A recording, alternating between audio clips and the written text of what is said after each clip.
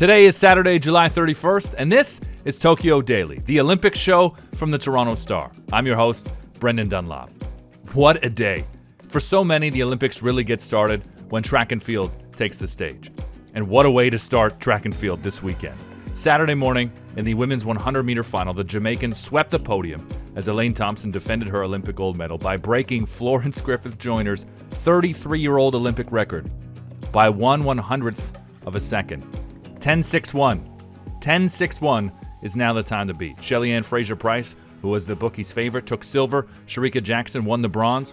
Canada's Crystal Emmanuel and Kamika Bingham failed to qualify for their first Olympic final in the 100-meter. They placed 16th and 18th in the semifinals, but I want to give those Canadians a shout-out. Andre DeGrasse will have the spotlight now on the men's side. He cruised into the semifinals of the men's 100-meter, winning his heat in a season-best time of 9.91. Fastest time on the night.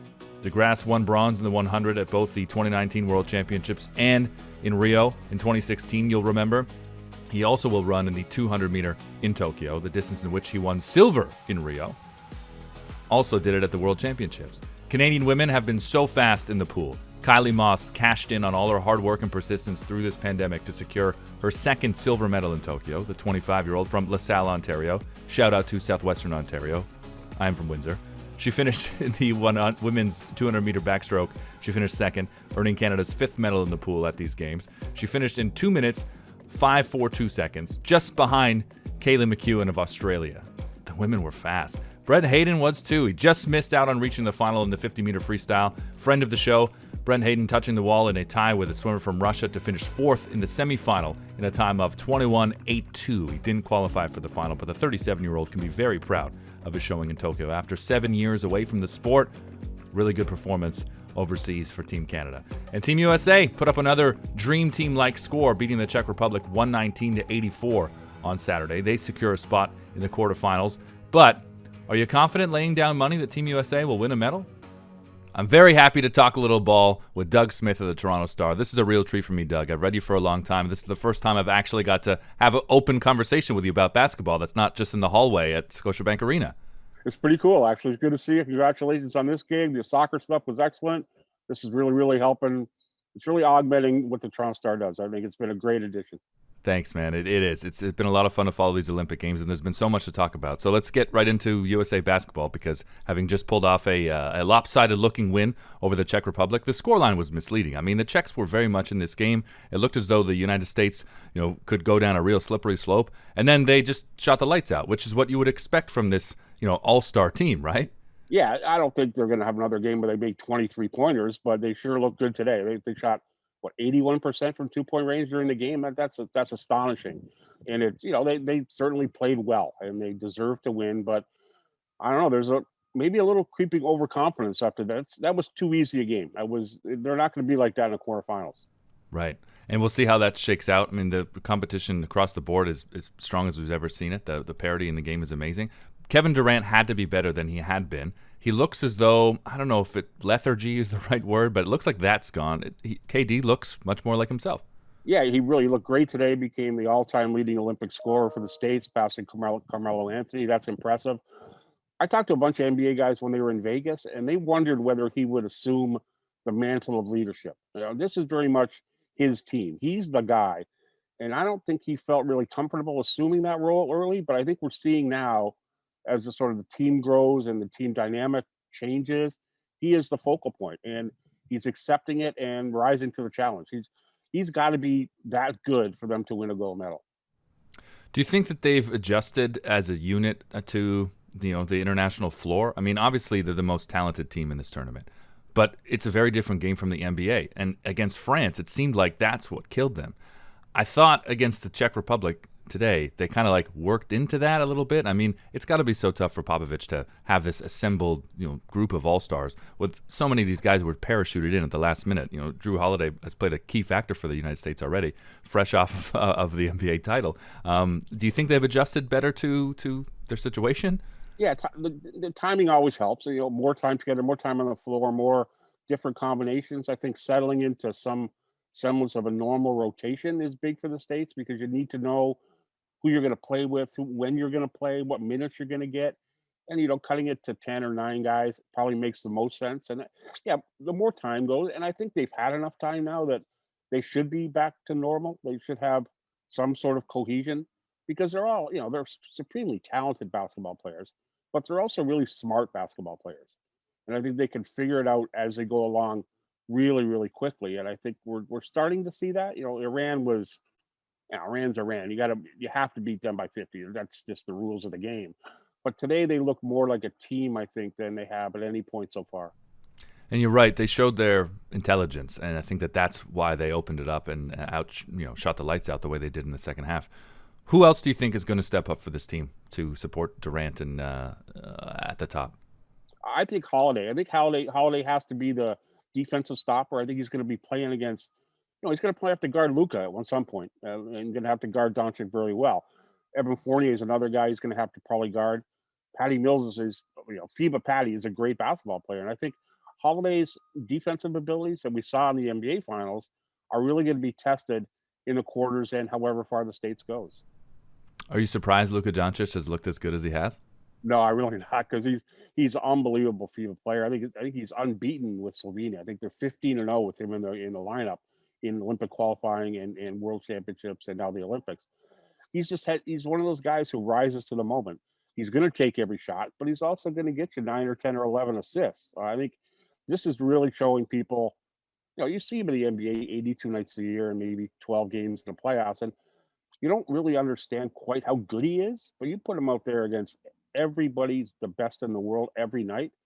He's been the best player in the tournament so far, which I don't think people would have seen coming. It's the way in which he not only elevates everyone around him, but he seems to have this incredible ability to play his A game despite who is around him. Like he has a good team with Slovenia, I think, but nowhere near the level of some of these other international competitions with more NBA talent. That's what impresses me the most, how he can still be a superstar and the team guy, and I think might be able to take Slovenia into a medal game. Oh, I think they have as good a chance as anybody to play in one of the semifinals for sure. Yeah, his ability to everybody knows he's the man. Everybody knows that he's going to have a ball all the time and take all the great shots, and he does it. I think that's really really impressive to me. He doesn't shy away from the moment, but he's also willing to share to get guys good shots on his team. He's been really really impressive, through the playoffs in the NBA, but that's different. This has been really eye opening to a lot of people. What about the rest of the field? Who do you like? Spain, France, Argentina, Australia? I love Australia because they played together forever. I think Raptor fans are going to hate me for saying this, but Australia losing Aaron Baines is a big blow. He's a very key part of that team because he's a big guy and he's been around forever. But that's a really good basketball team, and I think they're you can put a blanket over them, the States, France, and I don't think you have any idea who's going to come out.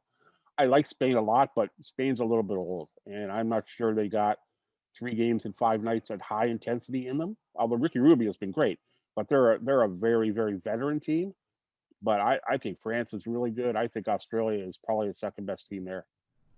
I think France is very good. I was impressed in that game against the States. I mean, obviously that was a real test, but you just see, that there's 3 7-footers on the team. I know they only use Gobert, but the way that they play to the strength of the international game, that's what makes France scary for me, how strong of a unit that they are. And they do have some chemistry and a real familiarity, guys who have played together for a long time too.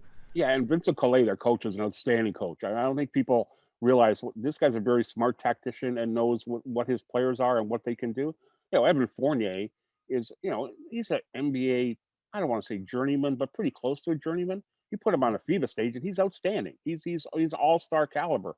There's just something about playing for your country that makes these guys like Patty Mills, Fournier, Doncic, just makes them better. Just makes them more intense for longer, and you see their skills really shine. You were in Victoria covering the men's qualifying tournament. Canada lost out to Thomas Sadaransky in the Czech Republic, didn't make it to Tokyo. Have you been watching this tournament wondering how the Canadians would fare? Oh, absolutely. I think everybody's going to, oh man, they see the Czechs play and who they're playing against and what could Canada do when they got in there. And I think they would have been life and death to get to the quarterfinals, but I think if they got there, they could win a game.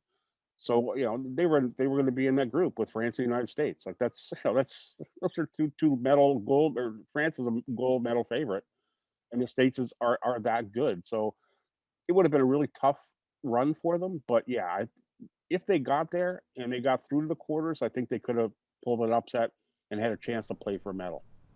Would have been some great TV. The Canadian would have been great, some great TV for sure. The Canadian women are flying the flag for Canada basketball. Big test against Spain coming up tonight. What do you like in this matchup? It's going to be really tough. Spain's really good. Aston Nadur and Alba Torrens are WNBA players who are, I think a 6'5" center and a 5'10" wing. That's a really tough matchup. I think Canada can win. I think they have the depth, they have the speed, they have the backcourt that will give them a bit of an advantage. But they're going to have to play. They were very average against Serbia. They were very good against Korea, but they got to be great to beat Spain. I think one of the keys is Bridget Carlton's going to have to guard Alba Torrens, and she did a great job against Korea. And I think Natalie Chama and Kaylee Alexander and Letitia Amahir are going to have to deal with Endure somehow, because that's a very, very integral part of what Spain does. And so I think Canada's got a shooter's chance, and they've been sort of I remember when the draw first came out, talking to Lisa Tomaitis, thinking, okay, look at the group. We're not sure about Serbia, Korea. You got to beat Korea. But she said at that point, Spain's the one. And they've been done. They played Spain in Rio. They played Spain in the World Championships in 2018 in Spain, lost both games, but gained a lot of intel. And I think it's going to be, Canada's certainly got a shot, but they got to play. They got to be the absolute top of their game. You wrote it in your piece yesterday. You got to beat great teams to be a great team. This Spanish team, though, is kind of hard to read for me. I mean, they barely beat Korea. Yeah. They beat Serbia. And, Serbia was a very tough team against Canada. First game out the gates is always hard to read for, a side like Canada who, didn't have as long a camp maybe as they would have liked, or in different circumstances. But yeah, I think this Spain team is hard to read. So I'm excited to see how they match up and, who tries to take control first. Yeah, it's going to be interesting. I think Canada they're trying to play a very fast game, a very turnover, turn the ball over, get out and run kind of game. And if they can do that and get into a track meet with Spain, I think they have the athletes that could get them a win. We know that Canada has the athletes. I love the blend of veteran talent and veteran experience and youth on this team. Yeah, you saw it in the Korea game. You saw Natalie Chama, who hadn't played. I guess the Serbia game was her first game in maybe 5 weeks after blowing at MCL in a WNBA game.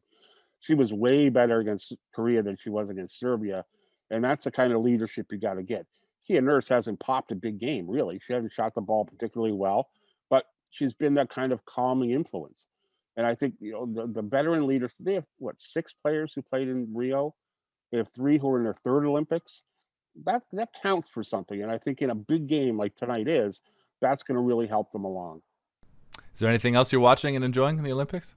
Oh, I love the Olympics. I hate the IOC. I love the Olympics. Let's just put it that way. I think the concept of the Olympics is unbelievable. I love the track and field. The swimming's been fun. The other stuff, I hadn't seen a surfing event ever in my life. It was kind of cool to watch. I don't know skateboarding from anything, but it was kind of weird and kind of fun to watch. I love the Olympics because I love the way it brings out the very best in the greatest athletes at the one time they got to do it. You spend 4 years getting ready. You got one day, and on that day, if you can perform, it's magical. I love the games. Like I said, I hate the IOC, hate the concept of the politicism of the Olympics, but the athletics is unbelievable. I think there's a lot of people with you there. I'm one of them. So we'll get matching T-shirts, okay? After the Olympic Games, we'll get matching I hate the T-shirts. IOC. I love the games. That's a good idea. Doug, I really love this conversation. So great to talk with you, and thanks for jumping on Tokyo Daily. Anytime, man. Appreciate it. Good luck the rest of the way. Andre DeGrasse is back on the track tomorrow morning for us, the men's 100-meter final. Not on the last weekend of the Olympics like usual. It's really thrown me off. Canadian diver Jennifer Abel is on to another Olympic finals, this time in the women's 3-meter springboard event. Abel came second in the synchronized 3-meter springboard with partner Melissa Citrini-Beaulieu, the 29-year-old from Laval, competing solo Sunday for a spot on the podium. So best of luck to her. Sunday we'll also see Sarah Douglas competing in the women's laser radial medal race. The 27-year-old sailor with a tremendous second-place finish on Friday to secure her spot in the top 10. So you can watch that on the water. Read everything covering Tokyo in the Toronto Star, as Rosa DiMano, Bruce Arthur, and Dave Feshik are over there providing great work on the TorontoStar.com. You can read it all throughout the night. I know I have been. Thanks for watching Tokyo Daily every day during these Olympics. Remember, you can listen to the podcast, subscribe, give us a like wherever you get your podcasts. Thanks for kicking it with me. I'll talk to you tomorrow.